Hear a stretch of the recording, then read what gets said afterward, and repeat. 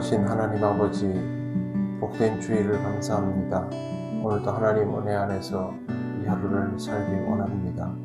이 시간 말씀하여 주시고 우리로 하여금 온전히 기도의 자리로 나아가게 하옵소서. 예수님 이름으로 기도드립니다. 아멘. 찬송가 204장 하나님께 찬양드립니다. 주의 말씀 듣고서 준행하는 자는 반석 위에 터닫고 집을 지음 같아. 비가 오고 물나며 바람 부딪혀도 반석 위에 세운 집 무너지지 않네. 잘 짓고 잘 짓세, 우리 집 잘 짓세. 만세 반석 위에다 우리 집 잘 짓세. 주의 말씀 듣고도 행치 않는 자는 모래 위에 터닫고 집을 지음 같아. 비가 오고 물나며 바람 부딪힐 때 모래 위에 세운 집 크게 무너지네. 잘 짓고 잘 짓세, 우리 집 잘 짓세. 만세 반석 위에다 우리 집 잘 짓세. 세상 모든 사람들 집을 짓는 자니 반석 위가 아니면 모래 위에 짓네. 우리 구주 오셔서 지은 상을 줄 때 세운 공로 따라서 영영 상벌 주리. 잘 짓고 잘 짓세, 우리 집 잘 짓세. 만세 반석 위에다 우리 집 잘 짓세. 아멘. 하나님 말씀 누가복음 6장 27절입니다. 다 같이 봉독하겠습니다. 그러나 너희 듣는 자에게 내가 이르노니 너희 원수를 사랑하며 너희를 미워하는 자를 선대하며. 아멘. 이번에는 예수님께서 화가 있을 것이다 라는 말씀 대신에 어떻게 살아야 하는지에 대한 구체적인 방법을 알려주셨습니다. 그것이 첫 번째가 원수를 사랑하고 미워하는 자를 선대하라는 말씀입니다. 원수를 사랑하는 것은 사실상 불가능에 가까운 일입니다. 불가능에 가깝다라고 말씀드린 이유는 완전히 불가능한 것은 아니라서 그렇습니다. 이렇게 원수를 사랑하며 살았던 사람이 아예 없다면 하나님께 불가능합니다라고 말씀드리겠지만 손영원 목사님 같은 분들이 아주 드물게 있습니다.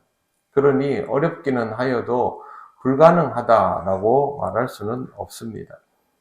우리가 주님의 제자로 살아가야 하기 때문에 이와 같은 경우에 말씀에 대해서 받아들여져야 하고 익숙해져야 합니다.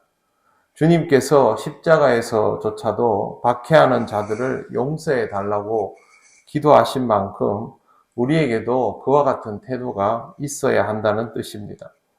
원수가 찾아와서 먼저 사죄하고 용서를 구한다면 그것이 혹 가능할 수도 있지만 원수는 그런 대상이 아닙니다.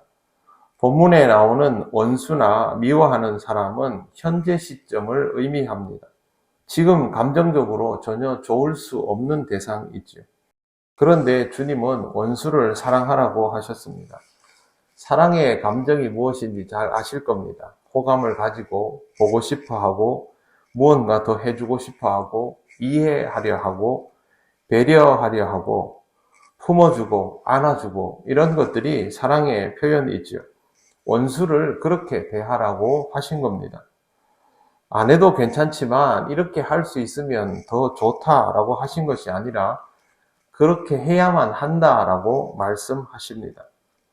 또 미워하는 자를 선대하라고 하셨는데 잘 해주라는 뜻입니다. 너희를 미워하는 자입니다. 이를테면 박해자를 향해서 웃으며 인사하고 식사를 대접하고 차를 대접하고 친구가 되어주고 호감을 끊임없이 표시하라고 합니다. 세상에서 이런 식으로 살아가면 어리석은 사람이라 불립니다. 한 사람에게 놀림감으로 끝나는 것이 아니라 더 많은 사람들에게 놀림감이 될 수도 있습니다. 그런데 예수께서 이와 같은 방식으로 살아가라고 하십니다. 예수님께서 이 말씀을 하시는 이유는 이것이 하나님의 자녀된 모습, 하나님 나라를 살아가는 모습이라서 그렇습니다. 하나님의 자녀는 상대방이 나를 어떻게 대하는가에 따라서 기준이 달라지는 사람이 아닙니다. 하나님의 자녀다운 기준을 가지고 그 방식대로 살아가는 사람인데 하나님의 자녀는 형제를 사랑하고 이웃을 사랑하는 것이 자격입니다. 이 말씀이 부담스럽다는 것을 저도 잘 압니다. 우리에게는 매우 어려운 말씀입니다. 그럼에도 불구하고 예수께서 이 말씀을 하셨기 때문에 우리는 이 말씀을 외면할 수가 없습니다. 안 될 말이다 라고 생각하기보다는 왜 이렇게 말씀하셨을까? 우리가 정말로 이렇게 할 수 있다고 믿고 말씀하신 것인데 그렇다면 이걸 하려면 도대체 어떻게 해야 하는 것일까? 무슨 비결은 없을까?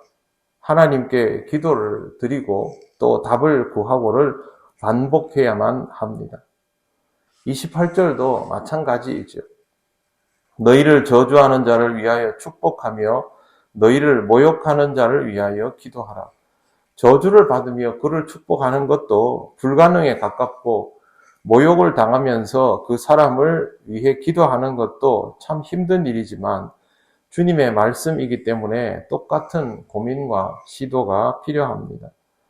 주님의 말씀은 결코 가볍지가 않습니다. 지키면 다행이고 안 지키면 그만인 것이 아닙니다. 주님께서 좁은 문으로 들어가라고 말씀을 하셨습니다. 왜 좁은 문이라고 표현하셨을까요? 그 문을 통과해야 되기 때문이겠죠. 주님의 말씀을 따르는 삶이 바로 좁은 문으로 들어가는 것입니다. 주님의 말씀을 가볍게 여기지 않도록 하시기를 바랍니다. 이건 내가 할 수 있는 일, 이건 내가 할 수 없는 일, 이거는 들어도 좋은 일, 이거는 들어봐야 어차피 의미 없는 일이라고 단정 짓지 마시고 성경에 있는 내용들은 주님이 분명히 이유가 있어서 말씀하여 주신 것이고 아직 내가 이것을 감당할 수 없을 뿐이지 나에게 꼭 필요하고 유익한 말씀입니다. 그러므로 이 말씀을 들을 때마다 부담이 될 때마다 그냥 한쪽으로 용도 폐기해 놓지 마시고 어떻게 하면 이 말씀이 나에게 부합이 될 수 있는지, 내가 어떻게 하면 이 말씀에 합당한 삶을 살아갈 수 있는지 고민하고 기도하고 시도하고 실패를 하더라도 이 과정들을 반복해 나가시기를 바랍니다. 하나님은 그 가운데 우리가 성장하며 이런 말씀들의 의미를 깨닫기를 원하십니다. 기도드리겠습니다. 하나님 은혜를 감사합니다. 우리가 죄 많은 인생이고 부족함이 많은 것을 아시고도 이런 말씀을 주셔서 이 말씀을 의식하게 하시고 부담을 가지도록 기회를 주심을 감사합니다. 여전히 우리가 지키기 어려운 말씀이지만 이 말씀의 무게가 우리에게 있음을 잊지 않게 하시고 늘 주님 앞에 기도하고 고민하면서 조금씩 이 말씀 향하여 가까이 나아가는 심령이 되게 하여 주옵소서. 가능하다면 우리가 정말 이러한 삶을 살아갈 수 있기를 원합니다. 그때 하나님 나라가 우리에게 온전히 열려 있음을 확인하게 될 것이라 믿습니다. 믿음으로 살아가게 하시고 이 말씀의 의미와 주님의 마음을 깨닫게 하옵소서. 예수님 이름으로 기도드립니다. 아멘. 하늘에 계신 우리 아버지의 이름을 거룩하게 하시며 아버지의 나라가 오게 하시며 아버지의 뜻이 하늘에서와 같이 땅에서도 이루어지게 하소서. 오늘 우리에게 일용할 양식을 주시고 우리가 우리에게 잘못한 사람을 용서하여 준 것 같이 우리 죄를 용서하여 주시고 우리를 시험에 빠지지 않게 하시고 악에서 구하소서.